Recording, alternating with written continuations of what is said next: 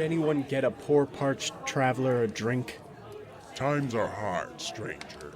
You'll have to buy your own ale. I haven't any coin with me. That ran out back near Aylesfeld. No coin, no ale. Be off with you. If you'll permit me to finish, I was saying that ran out back near Aylesfeld, and I've been earning my meals by telling stories. Oh, well then. That's different indeed. It's been ages since any of us have heard a good tale, not since old Friedrich died this past winter.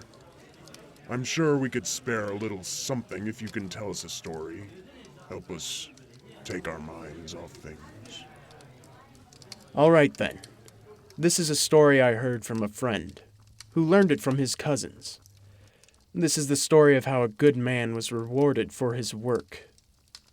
My friend's cousins call it the Elves and the Shoemaker, a rather literal name in my opinion, but we can't all be artistic.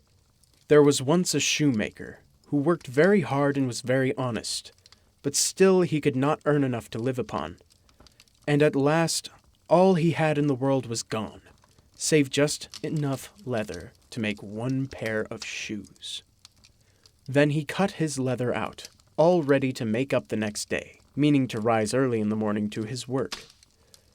His conscience was clear and his heart light amidst all his troubles, so he went peaceably to bed, left all his cares to heaven, and soon fell asleep.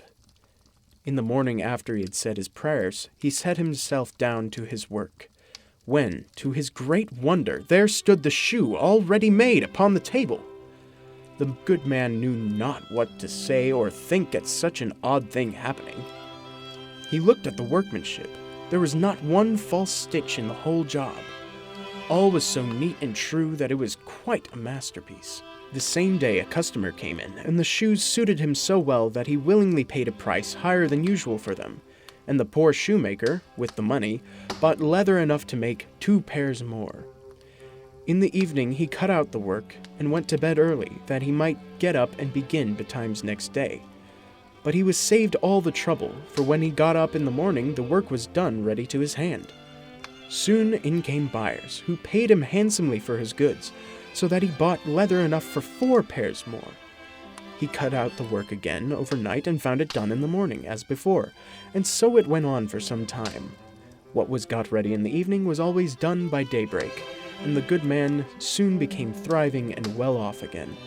One evening, about Christmas time, as he and his wife were sitting over the fire chatting together, he said to her, "I should like to sit up and watch tonight, that we may see who it is that comes and does my work for me." The wife liked the thought, so they left a light burning and hid themselves in a corner of the room behind a curtain that was hung up there, and watched what would happen. As soon as it was midnight, there came in 2 little naked dwarfs, and they sat themselves upon the shoemaker's bench, took up all the work that was cut out, and began to ply with their little fingers, stitching and rapping and tapping away at such a rate that the shoemaker was all wonder and could not take his eyes off them. And on they went till the job was quite done, and the shoes stood ready for use upon the table. This was long before daybreak, and then they bustled away as quick as lightning. The next day the wife said to the shoemaker, "These little wights have made us rich, and we ought to be thankful to them, and do them a good turn if we can.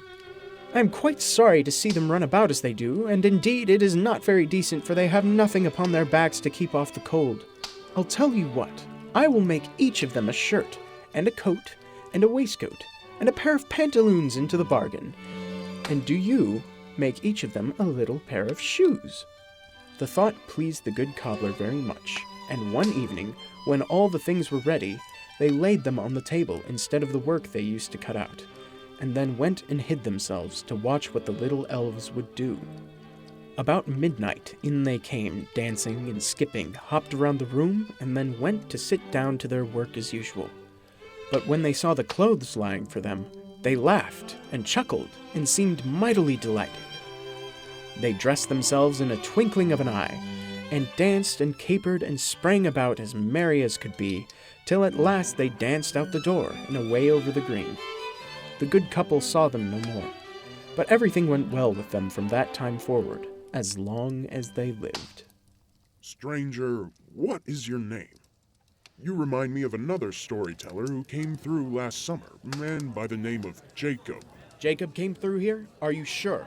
Yes, yes, stranger, but why so much interest from a name when you haven't even told your own? Yes. Allow me to introduce myself.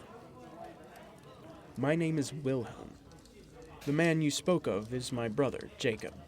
We are the Brothers Grimm.